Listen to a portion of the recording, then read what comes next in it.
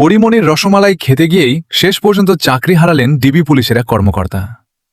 2021 সালে চিত্রনায়িকা পরিমণির ধর্ষণ চেষ্টা ও নির্যাতনের অভিযোগে একটি মামলা দায়ের করেন। সেই মামলার তদন্তের দায়িত্ব পান ঢাকা মহানগর গোয়েন্দা পুলিশের ডিবি তৎকালীন এডিসি মোহাম্মদ গোলাম সাকলায়েন।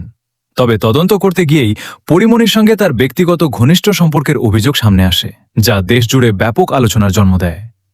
সরকারি প্রজ্ঞাপন অনুযায়ী ডিবি গুলশান বিভাগে কর্মরত অবস্থায় একজন দায়িত্বশীল পুলিশ কর্মকর্তা হয়েও তিনি সরকারি দায়িত্বের বাইরে চিত্রনায়িকা পরিমণির সঙ্গে নৈতিকতা বহির্ভূত ঘনিষ্ঠ সম্পর্ক গড়ে তোলেন।